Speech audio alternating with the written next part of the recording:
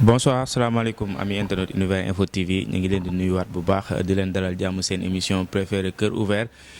tey nag dañu invité ndaanaan boo xamante ni macha allah ñëpp xam nañ ko ci wàll bi mu féete ci émission Cœur Ouvert nekk un coin de discussion entre man ak sama invité on parle de tout sans rien se cacher les yeux dans les yeux ki ñu dalal tey nag c'est un éternel indigné il est toujours indigné moom la ñu dalal tey ñu fas yéene waxtaan ci ay chroniques yoo xamante ni dafa am habitude duñu ko defal ñun les sénégalais son nom c'est tout simplement Pape Makhtar Diallo nekk fii nga xamante ni moom mooy kër gu mag di Walf TV ñu seet si woon ko fas yéene waxtaan ak moom si actualité sénégalaise bi yëpp bala ñoo sori ci waxtaan bi dañ koy bàyyi mu nuyoog yéen mbokk internet yi ñu soog di commencer Pape Makhtar ñu ngi lay ziar. waaw maa ngi lay delloo ziar di nuyu waa Univers Info bi yëpp di leen ziar bu baax a baax di nuyu aussi sénégalais yi lay seetaan. ñu ngi lay fay Pape Makhtar tey nag waxtaan bi dañuy dem rek droit au but dugg ci li nga xam moom mooy actualité def tollé depuis démb ci réseaux sociaux yi muy un sénégalais un écrivain comme toi donc daal di gagné benn prix boo xamante ni ci littérature ci àddina bi yëpp mën nañ wax que ni prix bokk na ci prix yi gën a mag muy Mohamed Mbougar Sarr moom moo gagné prix bi donc d'abord yow en tant que écrivain d'après avoir parcouru bien sûr le livre lan nga ñu ci wax. waaw mais malheureusement livre bi liiraguma ko te bon man je suis de ceux qui préfèrent ñu ñuy woowee auteur que écrivain parce que écrivain yaakaar naa ni benn statut la boo xamante ni en tout cas ñemewuma ko adossé mais li ma mën a wax rek ci coow li may dégg vraiment je sais pas en fait lan moo waral nit ñi di wax donc du loo xamante ni dafay avancer réew mais sur le principe mën nañu accepter wala mën nañu féliciter le fait que un Sénégalais produire benn œuvre littéraire œuvre nag ku ko produire da ngay exposer sa bopp à des critiques da ngay exposer sa bopp ci lu bëri parce que boo xasee ba fësal rek nekkatul sa pensée da ngay fësal sa pensée pour que nit ñi mën si discuter donc ci côté boobu mën naa ko féliciter de temps nag man may dem wuti ji livre bi lire ko bu ma ci lire aussi dinaa ci def sama appréciation personnelle beneen mbir bi nga xamante ne aussi war naa ko si mën a wax mooy le fait que ku mel ni président de la République c'est-à-dire bu nekkee sénégalais la aussi méritant qu'on le présente waroon nañ ko mën a jox raay ici au Sénégal c'est-à-dire waruñu bàyyi ba bitim réew ñuy sargal suñu doom ñun ñuy wëlbatiku di jël sargal yooyu noonu di ko fësal donc dafa nekk loo xamante ni lu doy waar la waroon nañ ko njëkk valoriser ici au Sénégal balaa ñuy naan dañuy topp ñi nga xamante ni ñoom ñooy nasaraan yi parce que lu ñu def rek ñu ànd si beneen mbir bi nag mooy habitude la Sékou Touré da ko doon wax mu ni nasaraan yi bu ñu leen wee tu es un bon parmi ñoom rek c'est parce que da ngay défendre seen intérêt au mieux mais bu ñu la nuyee yow tu es mauvais rek c'est parce que yow yaa ngi défendre intérêt ñi nga xamante ni mooy say compatriotes loolu nañ si def attention parce que aussi am na ñoo xamante ni bind nañu mosuñu am raaya yooyu def nañu ay œuvres yoo xamante ni vraiment macha allah kenn du si werante ci forme bi ci fond bi ak ci sujet yi ak ci yeneen ak yeneen mais mosuñu am raaya parce que aussi xam nga ni ñoom seen culture nañuy jéem a valoriser képp ki nga xamante ni dafay ànd ak ñoom ci loolu def seen promotion culture ak ñoom seen ay li ñu gisee ni moom noonu la àdduna war a doxalee ñoom ku koy def dañ la siy jàppale mais keneen ki nga xamante ni dafay indi yeneen idées yi wala di défendre aussi say propre culture ak say réalités boo mooy tu dañ lay xeex parce que gis naa fi benn période ñu jëloon benn dame boo xamante ni nee nañ dafay def rap di ko may interview ci ay chaînes yu mag tout simplement parce que femme bi dafa voilé woon ñoom instant yooyu noonu lu ñu leen taxoon a jug mooy fexe ba li nga xamante ni dafa sacré ci islam ñu touché ko nan nañ koy touché mooy dem ci benn personne bi nga xamante ni ñun dañ koy jàppee victime utiliser ko pour jéem a dindi ay stéréotype loolu dafa nekk ay procédé ak ay mbir yoo xamante ni nasaraan dañ ko yàgg di def nañ si def attention mais livre bi moom en tant que tel liiraguma ko te peut-être dinaa ko lire. Effectivement même man aussi parcours gu ma livre bi yëpp mais am na ci partie yoo xam ne jot naa ko ci lire te il a soulevé des points yoo xamante ne dafa xaw a sensible surtout ci réew bi ñu nekk muy Sénégal muy la question d'homosexualité mu jël ko genre wax ci ay mbir yoo xamante ni heurte na Sénégalais yi surtout les musulmans. waaw mais même loolu sax dégg naa ñu ni ci beneen livre am la nekkoon mais bon loolu yëpp dam ci tey bu baax a baax parce que gis nga parfois aussi am na ñoo xamante ni say noon nañuy nekk boo amee benn raaya dañuy soulever ay mbir yoo xamante ni waxoon nga ko te fekk na peut-être ci diggante bi da nga réeroon nga dellu si parce que nit ku nekk aussi say pensée dafay évoluer mën nga nekkoon par exemple ci benn étape di waxee nenn mais am na noo xamante ne bu ñu la ko joxee ci ay information da ngay rectifier sa bopp donc je pense que ni loolu comme ñoom ni ñu waxee ni beneen texte la woon wala ci beneen livre la nekkoon yaakaar naa ni tey mënuma ko juger ci à travers écrit yoo xamante ne defoon na ko dans le passé parce que aussi ñëppay juum nul n'est infaillible mais liñ ci mën a wax rek mooy li ma doon wax léegi c'est-à-dire faral nañ di seetlu que ñëpp ñuy defal promotion ñi nga xamante ne mooy culture française ak occidentale ñoom dañ leen di jox ay raaya ñëpp ñi nga xamante ne aussi dañuy def le contraire maanaam fexe di valoriser li nga xamante ne mooy la race nègre race noire bi ñuy tuddee race nègre ñi nga xamante ni dañuy valoriser seen culture gëm ni dañu am ay limites yoo xamante ni waruñu ko mën a franchir voilà ñooñu tey ji dañ leen di xeex parce que dañuy jàppe ne ay personnes yoo xamante ni yu xaas bin nañu ñoo xamante ni nekkatuñu à la page donc je pense que ni loolu sénégalais yi ñu ngi siy bàyyi xel bu baax a baax nañ def attention ci ñan nañ ñuy jéem a jaay comme ay profil parce que aussi am na fii benn histoire benn xale bu jigéen bu ñu ne woon moo dàqoon jàng ci Sénégal boo gisee surmédiatisation bi ñu koy defal boo moytul dafa am ay valeurs yu ñu commencé di laal te valeurs yooyu noonu Sénégalais ñoo si wax a gën a prudent parce que bu ñu demee ba suñu ñi nga xamante ni ñoo gënoon sacré mooy suñu xalif généraux yi ay kuréel yu nekk ci bitim réew yooyu noonu di leen attaqué di leen naan sax dañuy fexe ba ñooñu dootuñu duggati ci seen réew parce que ñooñu dañu tudd benn mbir boo xamante ni ñoom yaakaar nañ kenn war ko tudd muy LGBT ni loolu warul am ci réew mi mais ñun aussi nañu gën a conséquent par rapport à nous-mêmes gën a fexe fësal ñun li ñu doon leneen li nga xamante ni nag bitim réew lay jóge lu ñu si mën a jël ñu jël ko mais tout en restant nous-mêmes. ci interview bi mu accordé waa Jeune Afrique wax nañu que ni Sénégal bi nga xamante ni góor jigéen dugg na fi ñu ni occidentaux yi ñoo ko fi dugal loolu moom nee na du dëgg ndax société sénégalaise góor jigéen yàgg nañ ci ndax yàgg nañoo gis ñoo xamante ni dañuy taasu di nekk ci xew yi di organiser famille wala di leen jàppale donc ñaari débat yooyu nga xamante ni indi na ko toujours ci livre bi yooyu da nga ciy d'accord en tant que sénégalais ou pas. non loolu bu nekkee moom moo ko wax je pense que dafa xamul lan mooy góor jigéen parce que le fait que góor di dem di liggéey si waañ loolu ak nga nekk góor jigéen wute na am na ay góor ñoo xamante ni effectivement ci ay. nee na dañ koy déguiser quoi parce que góor jigéen Sénégal nee na boo da nga soit da ngay déguiser nekk clown wala nga dee sinon xam nga boo wanee sa bopp rek nañ lay rey. waaw peut-être moom dafa xam li muy wax peut-être dafa gis ay góor jigéen mais man de gisuma góor jigéen bi déguisé wu ci yooyu xam naa ñoo xamante ne dañ doon liggéey ci ay ngénte di liggéey ci ay takk ak yooyu mais dañuy am jabar ay góor yàlla nañu dañuy def loolu parce que. dañu judd ci loolu seen famille noonu lañ doon def ñoom aussi ñu jàpp ko métier comme tey jii lan mooy en fait c'est-à-dire il faut que ñu décomplexer un peu les pensées gis nga cuisinier bii sol tenue am ak chapeau am di liggéey ci restaurant dañ koy jàpp ni góor bii liggéey la léegi bu amee góor yàlla boo xamante ni dafa nekk ci benn màggal wala ci benn gàmmu takk ndigam dugg ci waañ bi ñu bëgg ni góor jigéen la c'est-à-dire am na yenn yoo xamante ni c'est même pas raisonnable en fait léegi kon lan moo tax du ñu ni cuisinier bi nga xamante ni dafa nekk chef ci benn hôtel góor jigéen la dafay déguiser li nga xamante ni moom mooy appartenance am wala orientation sexuelle am donc yooyu du wax choix la yoo xamante ni ay nit dañ ko def par rapport ak peut-être seen yar par rapport aussi ak peut-être seen famille am na ay famille yoo xamante ni ci togg nañu judd si dañuy màgg Sénégal loolu la demee affaire caste yi ñuy wax nii en réalité au départ c'était ça fexe ba catégoriser nit ñi selon seen profession ñii ay tëgg nañu loolu nañuy xam ñii ay toggkat nañu ñii ay lii nañu lii ay la loolu moo nekkoon première rôle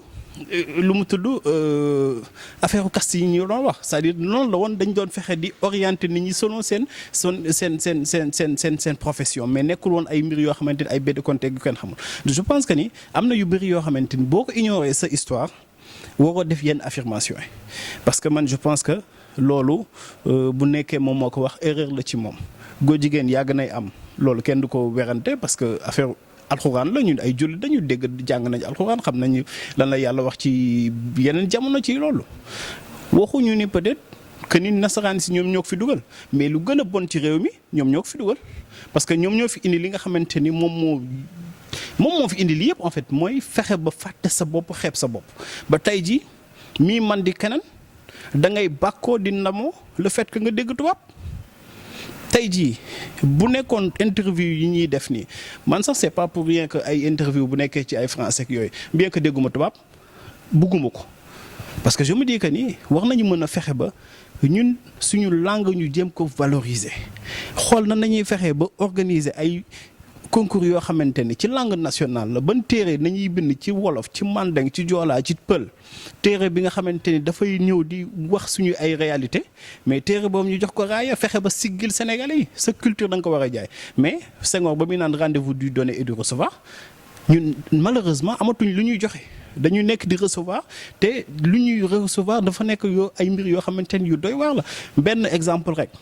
pour tëj ci parenthèse ay siècle ci ginnaaw léegi ñoom ñi nga xamante ni ñoom ñoo ñu doon wax civilisé woo leen dañ leen di coloniser jox leen civilisation parce que doo leen sol yére ñoom ñoo nekk ci seen réew dinaa nit ki am na sañ-sañ bañ sol yére c'est-à-dire ñoom dañu delluwaat ginnaaw ci ñun homme primitif bi nga xamante ni dañu doon wax ni yéen doo leen ay nit parce que doo leen sol yére léegi koo xamante ni daaw day ñëw de naan solo yére nitewoo tey jii mu lay naan nite nga parce que da ngay bañ a sol yére kooku tey jii dafa am problème constance kooku tey jii boo ko defee repère yow da nga xamul lan mooy repère donc je pense que ni war nañu mën a fexe ba jël suñu mag yi ak ñi nga xamante ni ñoom ñoo fi nekk def leen référence ñu mel ni Cheikh Anta Diop ñu mel ni ba ci président Abdoulaye Wade am nañ fi ay exemple ay modèle ñoo xamante ni war nañu mën a gëstu si ñoom jàng si ñoom pour ñu mën a am li nga xamante ni mooy fierté nationale gis nga Allemagne lenn moo ko développé lenn moo ko yëgte ba ñu paree ci seen problème Hitler bi mooy fierté nationale réew yu développé yëpp fierté nationale mais ñun nag fierté boobu nañuy bëgg dindi si ñun li ñu bëgg gëmal mooy que ñun suñu langue baaxul suñu culture baaxul que ñun pour ñu mën a nekk wala toll fenn il faut que ñu am reconnaissance bi jóge ci nasaraan si te loolu vraiment yaakaar naa lu dangereux la bu ñu si commencé dem rek di nga dugg ci complexe d'infériorité te complexe d'infériorité boobu moo nekkoon principale mission wu tubaab yi moo tax man la li ñuy def moom moo gën a doy waar parce que dañu dem ba indi ay complexe vis-à-vis de ñun ak ñeneen ñi parce que dañ leen di xoolee d'en haut yaakaar ni ñoom tey jii ñoom ñooy suñu référence ñoom ñooy suñu modèle alors que le contraire moo waroon nekk. Donc ce sont les propos de Diallo monsieur Diallo Pa Makhtar donc ci li nga xamante ni moom mooy livre bi génn na sax depuis 2018 mais moo bi waral coow li nga xamante ni moo am depuis démb ci lu si mel ni wàllum góor jigéen yeeg yu ni mel loolu moo ci position mu nekkoon parenthèse boo xamante ni dañ ko tijji woon rek pour ubbi li nga xamante ni moom mooy waxtaan bi waaye li gën a soxal waxtaan bi mooy élection yi nga xamante ni moom la ñu jëm muy local yi coow li bari na loolu am na si ñoo xamante ni ñu ngi wax que ni moom mooy scrutin premier tour bi nga xamante ni moom mooy élection présidentielle 2024 est-ce que bokk nga ci nit ñi nga xamante ni loolu la ñu xalaat ci waaw loolu de yaakaar naa ne ba ñuy jublu ci élection yi ba tey moom laay wax surtout ñi nga xamante ni ñoo féete ci ku jege ni moytu leen li ngeen di wax parce que li ngeen wax dafa dangereux parce que ñoom boo leen di dégg nga suivre seen logiquement dañuy am benn hypothèse pessimiste maanaam ñoom dañuy jàpp que ni dañuy dem ci premier tour li nga xamante ne mooy présidentielle te président Macky Sall bu perdee locales yi dafay perdre législative yi ba dootul xalaatati sax naan dafay candidater ci 2024. alors loolu hypothèse bu pessimiste la mais ñoom aussi bu ñu utiliser cette même hypothèse mën nañ ko jëlee ci wàllu beneen wàll bi xool lu optimiste parce que boo ñëwee mënul nekk mën na nekk day ñëw ci beneen wàll bi. ñoom aussi bu ñu nuwee par exemple d'accord lii ngeen bëgg def premier tour def ko enjeu nañ ko def enjeu bu ñu gañee local yi dañuy gagné législative yi te boobaa daf ñuy jox légitimité waxuma légalité de légitimité indi Macky Sall mu nekk candidat en 2024 moo tax man leen depuis le départ que moytu leen def élection yi enjeu parce que du enjeu élection locale mbirum gox la mbirum goxaat la te loolu nekkul ay affaire de partisanerie wala ay affaire de parti politique nañu xam ni gox bi ku fay nekk di liggéey mën na nekk ci Macky Sall mën na nekk ci Ousmane Sonko mën na nekk ci Abdoulaye Wade mën na nekk ci keneen loolu askan bi dëkk ci gox bi moom moo ko mën a déterminer mais dès le départ ñoom aussi ñu bëgg koo def affaire de enjeu bëgg ko def affaire de primaire buñ ko defee dinañu juum parce que boobaa bu ñu gañee mën na doon si ñoom lu baax mais bu ñu perdre dañuy perdre aussi légitimité di taxaw di waxati dara président Macky Sall parce que bu ñu waxee boobaa en face dinañ leen ni hey yéen a ni woon élection yi mooy premier tour yi te door nañ leen premier tour yi sénégalais ñun nañu jox nopp kon sénégalais ñun nañu jox nopp nag dañuy wéyal ba li nga xamante ne mooy suñu 2035 peut-être ñu def ko parce que boo ñëwee légitimité inillégalité dañ leen naan légitimité da koy remporter toujours sur la légalité loolu ay débat la yoo xamante ni ñoom ñoo ko teg sur la place publique et c'était dangereux te yaakaar naa ñi ngi siy commencer de rendre compte parce que ku mel ni le ministre conseiller Mahmoud Saleh utiliser na ko parce que ba mu leen dégg ñi wax effectivement dafa xam ni que ku ni mooy wax plus ku ni perdre wax victoire ku ni défaite wax victoire comme ñoom défaite nañu wax seen hypothèse yi ñu ngi ko jàppee ci ay défaite président moom mu wëlbatiku indi ay hypothèse am jàppee ko ci ay victoire président te loolu moo nar a indi problème en 2024 parce que léegi dañuy def élection yi enjeu te yaakaar naa ni doo nekk ci kujje gi xam comment votent les Sénégalais ba noppi di def élection locale en jeu parce que dafa am ay questions yoo xamante ni ba tey nanguwuñu ko jéem a jël en compte ci seen ay analyse mooy comment votent les Sénégalais vote sénégalais dafa nekk un vote subjectif partout ci àdduna bi vote bi dafa subjectif mais bu Sénégal moom moo ci gën a doy waar parce que ñeneen ñi seen subjectivité peut-être ci ay affaire de ay lu mu tudd ay problème de ay affaire de lu mu tudd racisme lay doon parce que dañuy jàpp ni que nit ku ñuul kii comme ay France ak ñiy voté ay Front National xam nga loolu du vote bu objectif vote bu subjectif la parce que dañuy jàpp ni ay affaire de racisme la nga dem fi nga xamante ni mooy États-Unis ñenn ñi dañuy judd parce que dañuy fekk seen papa nekk ay démocrate ñu gëm démocrate te xooluñu programme ñoom ba ñuy dee démocrate nañuy fal parce que ay démocrate nañuy doon ñeen ay républicain donc mën nañu ko jàppe côté boobu aussi dafa subjectif mais ñun suñu subjectivité nekkul ci côté boobu ñun suñu subjectivité mi ngi nekk ci ñoo bokk daayira ñoo bokk tarixa ñoo bokk koñ ñoo bokk lii ñoo bokk laa alors que loolu dafay indi ay problèmes yoo xamante ni boo moytuwul ñi nga xamante ni ñoo nekk ci pouvoir bi ñoom lay gën a arrangé donc je pense que ni bu ñuy dem ci élection yi nañuy def attention te ku jegi liggéey bu ñu waroon def yaakaar naa ni mataluñ ko mooy fexe sensibiliser nit ñi déjà comprendre lan mooy le sens du vote citoyen bi nan moo war a doon taxawaayam te yaakaar naa ne bu ñu ko comprendre woon noonu bërki dem ba ñu ubbee révision yi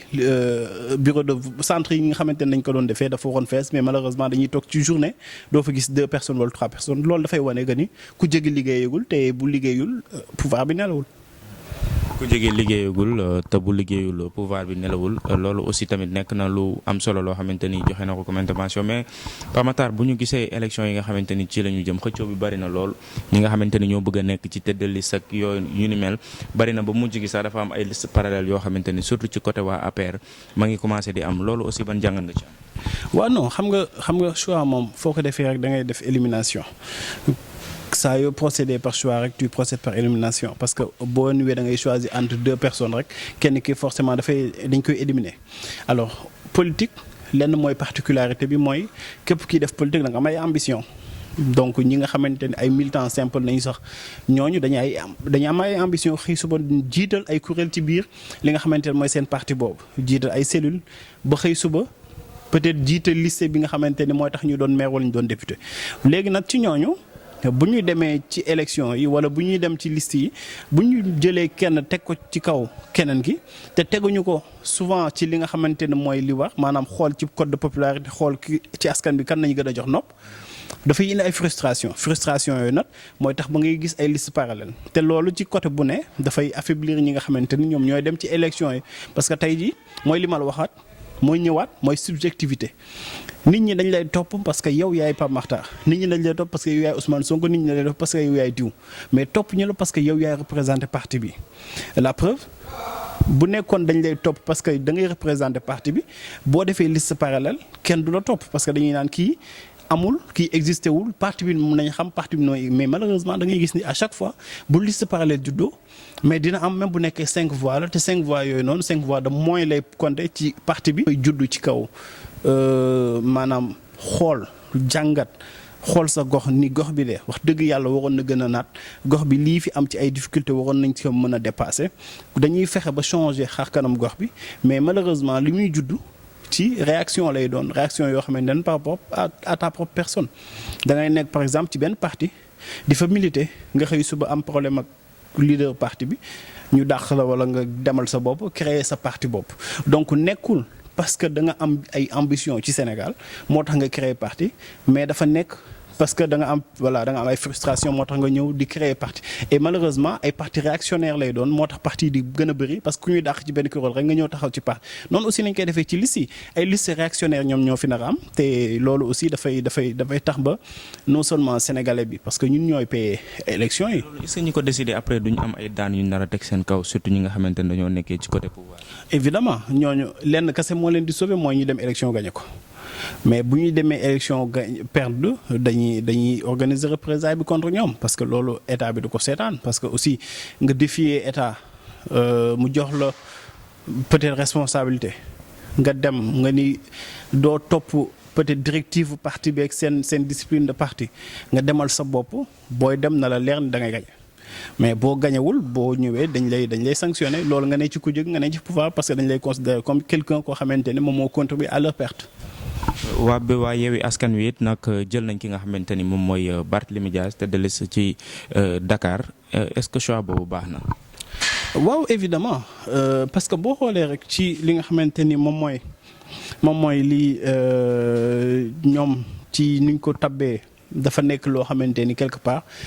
ñi ngi ko doon rumandaat depuis très longtemps. xam nga Barthélémy dafa def ay preuve am au niveau de SICAP bi mu nekkoon ba ñu bëri voilà maire Sacré-Cœur ba ñu bëri dañu ni par exemple que kii mérité na doon maire ville de Dakar ñu gis ko il est resté constant depuis ba muy xeex ci Abdoulaye Wade ba tey discours am changé wul façon de faire am changé wul ñëpp gis ni même personne bi la mais aussi bañ ko joxee ay responsabilités jëloon na li nga xamante ne moo war a dellu ci askan mu delloo ko ci askan bi ñu bëri ni kii de kon yéeneem war na mën a dépasser ville de Mermoz Sacré-Cœur dem ci li nga xamante ni moom mooy ville de Dakar donc aussi bu ko taxawu Sénégal jëlee investir def nañu li leen wax voilà parce que taxawu moom moo ko njëkk investir après Yewwi Askan bi mais problème yi mi ngi nar a judd après ci bu nekkee maire parce que bu nekkee maire aussi dafay doon beneen profil bu nekkee maire day doon quelqu'un de présidentiable te bu ñu xool contexte bii ñu toll Khalifa Sall mënul doon candidat ci élection présidentielle 2024 forcément taxawu Sénégal dina bëgg am candidat alors maire de Dakar bu nekkee taxawu Sénégal forcément moom mooy doon candidat ci présidentielle yi nga xamante mooy 2024 donc moom je pense que ni loolu moom moo gën a tax ñoom ñu fal ko parce que ñoom bëgg nañu participer peut-être ci élection yi bëgg nañu aussi jox seen bopp chance su gagner parce que aussi booy dem ci élection da ngay jox sa bopp chance pour gagner élection yooyu doo dem pour def figurant te da ngay am yeneen ambition mooy li ma la wax préparer anticiper élection yi nga xamante ni mooy présidentielle parce que jusqu'à présent Khalifa Sall mënul bokk ci présidentielle est-ce que taxawu Sénégal dina seetaan ñaari élection présidentielle yàlla te du ci participer je pense pas parce que buñ si participer wul en 2024 rek mooy seen taxawu Sénégal dafay tas parce que ça sert à rien ngay militer ci benn coalition boo xamante ni élection présidentielle dafay jot ñoom du ñu am candidat te seen candidat dafa war am aussi un profil vraiment intéressant koo xamante ni sénégalais dañ koy xam mais je pense pas que ñu mu mën a judd ci wala mu mën a jóge ci keneen soo am nag dinaa comprendre un peu sa frustration parce que nee nañ l'appétit vient en mangeant moom peut-être amul woon yenn ambition yi mais le fait que mu nekk maire de Dakar mooy li ma wax léegi rek maire de la ville de Dakar daf lay jox ay ambition daf lay jox ay ailes da ngay bëgg commencer di naaw de tes propres ailes Khalifa Sall boo seetloo ba mu nekkee maire c'est le défier Tanor Dieng avant mu koy doon peut-être mi ko doon défier mais tollul woon noonu parce que ngay war a gérer budget boo xamante ni presque dafay jege 50 milliards xaalis la. loolu beneen pouvoir la dafa doon dem ba 200 milliards sax Macky Sall moom moo ko solutionné ba fexe ba wàññi ko ba 50 milliards parce que xam na ni 200 milliards ñu koy jox opposant wala ñu koy jox keneen koo xamante ni peut-être duñ ko maîtriser daf leen di sonal Khalifa si la liggéeyoon ba fexe ba am cette notoriété publique alors buñ ko joxee Barthélémy yaakaar naa ni dina liggéey aussi ba amaat beneen notoriété publique te état bi xam na ko moo tax ñiy jéem a organiser ay représailles ak di ko jéem a tiital ak yooyu yëpp. ci représailles yooyu noonu sax ci laay daal di rebondir rek ndax dégg nañ ni convoqué waat nañ ko pour le 14 incha allah ci dossier bi nga xamante ni moom moo xewoon ci at yi yëpp ñu génn pourquoi ñu bàyyi ba tey jii ñu bëgg a génn mbir yi est-ce que jàppoo ni dañ ko jug pour damm ay tànkam wala. waaw mais dañ koy fàttali ni rek am nañu ay dossiers ci moom que xam nga. nu ñu amee benn épée bu ñu teg ci ndodd Khalifa Sall teg ko ci Karim Wade noonu nañ ko bëgg amee ci ki nga xamante ne moom mooy Barthélémy Dias te noonu nañ ko amee aussi ci Ousmane Sonko donc état bi vraiment dafa nekk di jouer parce que man gëwuma ñu ñuy gëmloo que ni hasard la que boo leen waxee ñu naan non le temps de la justice n'est pas celui des hommes en réalité lii man mënuma comprendre que durant des années et puis seen Barthélemy bi nga xamante ni par exemple ñoom ñoo ko investir woon ba mu nekkee ci kaso bi ñoom ñoo ko génne ci kaso bi ni deful donc ñoom aussi il faut quelque part ñu indi un peu de cohérence par rapport ak seen démarche ak seen mbir yi nga xamante dañ koy def te ñu bàyyi di fowee askan bi ak di fowee justice mooy seul rempart bi nga xamante ne war na mën a taxaw ci réew parce que bu ñu amee ay contentieux foofu nañ ko mën a résoudre mais bu ñu koy fowee nag day dem ba dootu état bi ak citoyen yi kenn dootu amati confiance ci justice boobu te dafay doon lu dangereux nañu moytu xam ni président Macky Sall bu ñu ko tegaloon ndëgg sërëx yi yëpp peut-être du doon président te kii doon président yàlla moom moo koy tànn nga jéem fexe def lu la neex aussi du ko tere doon président nga bañ a def aussi du ko tere doon président Macky Sall ba ko gars yi di sóoraale wuñu ko woon sax président Abdoulaye Wade ba muy wax ci campagne sax dafa daan maa ngi romb sama ancien premier ministre mi ngi naan des campagnes ak ñaari personnes ak ñetti personnes mosu ko jël au sérieux te moom moo ko fi wutu ñu yaakaaroon ni tey jii ñoo ko fi wutu ñëpp kenn wutu ko fi donc kii doon président en 2024 yàlla moom moo ko xam yàlla moo jël ci pouvoir am dénk ko nit donc nit ku mu koy dénk ñun dañuy def lu dul sabablu te aussi nañ xam ni que vraiment dundit moom moo koy tere nekk président ku war a doon président nañu dawal un tuuti iman daal ak ihsan te yaakaar naa ne war nañ ko def bu baax. ñu tëjee dernier point bi rek ak mouvement gëm sa bopp est-ce que jàpp nga ni mouvement gëm sa bopp am nañ chance pour am ay localités yoo xamante ni nañ ko gagné ci élection yi. gagné ay localité gëmuma ko mais gëm naa dinañ am ay conseillers te comme seen première élection la lu ñu am rek bénéfice lay doon xam nga coalition dafa war di dem élection te ñoom peut-être loolu mooy seen mérite mooy fexe nañ ba judd nañu fexe nañu ba dem élection donc lu ñu fa jëlee rek seen mérite la seen liggéey la léegi à partir de si loolu nañuy mën a tabax ëllëg pour mën a am yenn résultats yi nga xamante ni mooy lu gën di fàttali ko rek xool ko ci Ousmane Sonko ba muy dem élection législative yi nga xamante ni ñoo yi passé boobu lii la amoon plus fort reste coalition la demee woon et pourtant plus fort reste la am booboo nekkoon première élection donc première élection ci benn coalition ci koo xamante ni dafa am ambition jiite réew dafa am solo parce que bu ko deful dafay continuer di doon ñi nga xamante ni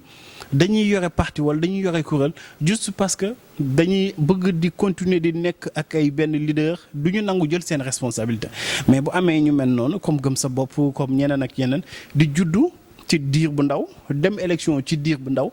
natt seen bopp xam aussi seen limite parce que boo demee élection nga gis ni kat man par exemple lii laa amoon yéene mais ci yéene bi lii laa ci mën a réaliser parce que lii mooy samay limite mais boobaa di nga am deux possibilités soit nga renoncer wala beneen bi nga travailler à ce que nag ngay surmonter ses limites loolu dafay nekk loo xamante ni moom pour ses ambitions dina ko amal njëriñ mu natt boppam parce que sondage yu ñuy def ak yooyu yëpp yu ñuy def benn baaxu ci benn moo fiable mooy élection te boo demee élection di nga mën a xam say erreur ak li nga xamante ne say acquis la yi nag da nga koy renforcer erreur yi nga jéem ko travailler ba ëllëg du la dal donc je pense que ni ñoom quel que soit résultat yi ñuy am même bu ñu amee benn voix boobu noonu dina leen jëriñ pour ëllëg ci yeneen échéance yi nga xamante ni war nañ si mën a def. Ami internet Univers Info TV gis ngeen comme ni ma leen ko waxee on était dans votre émission Cœur Ouvert ñu dalaloon ndaanaan di Pape Makhtar Diallo un chroniqueur une voix vraiment c'est une voix boo xamante ni elle est autorisée moo toogoon ak ñun di waxtaan ak ñun ci li nga xamante ni moom mooy question d'actualité surtout élection locale yi nga xamante ni ci la ñu jëm fu si nekk jëm nañ fa yëkkati rek ay tuuti points pour fexe ko laaj avis am ci mbir mu ni mel dégg ngeen li nga xamante ni moom la ci wax surtout ci mairie ville de Dakar donc c'était vraiment un plaisir ñu dalal la Pape Makhtar di la remercier tout le temps ci disponibilité bi ngay am ak groupe Univers Info TV. waaw mais maa lay remercier bu baax di leen remercier aussi di leen ñaanal yàlla waa Univers Info TV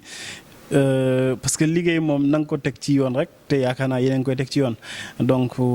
di leen encourager ay ndaw moom buñ jugee ni dañuy liggéey demal seen bopp loolu dafa nekk lu am solo réew bi dañu war a fexe ba gëmloo nit ñi auto entrepreneuriat am naa ay lijaasa yi lan la lay jëriñ bu nekkee amoo benn expérience bu nekkee aussi jéemoo jël say responsabilités pour jéem a tabax mais toog di naan damay xaar ñu may jox stage damay xaar loolu yaakaar naa tabaxul réew il faut qu'à un moment donné jeunesse bi jël seen responsabilité te ci loolu ngeen nekk dañ leen ci encourager bu baax di wax état du Sénégal c'est-à-dire gis nga tey seen DER ak seen programme yooyu ñuy wax di dem di jël ay nit ñoo xamante ni peut-être dañu am yenn appartenance yi di leen financer tey lu gënoon rafet xool ñi nga xamante ni dañu yor seen structure bopp di ay ndaw fekk leen ci seen liggéey boobu jàppale leen même bu nekkee doo leen jox xaalis mais nga xool ñoom li ñu soxla ci ay matériel nga jox leen ko moo ëpp njëriñ donc appel la boo xamante ni dañ koy lancer état du Sénégal mu fexe ba jàppale ndawam yi te ñu bàyyi di defee mbir yoo xamante ni dafay mel ni daal dañuy copier rek tànk fële moom tàccuwuñu la duñ la tàccu ici au Sénégal di leen jaajëfal bu baax. macha allah toujours aussi pertinent Pape Makhtar Diallo moom la ñu dalaloon tey dans votre émission Cœur Ouvert c'était un plaisir d'être là pour présenter votre émission bi nga xam ne tàmm nañ leen di leen ko dëgtal ñu ngi leen di jaajëfal c'était Petit Gallo Sow votre humble serviteur ci caméra bi Amath Bey ñu ngi leen di jaajëfal bu baax di leen jox rendez-vous très bientôt ak beneen invité merci beaucoup.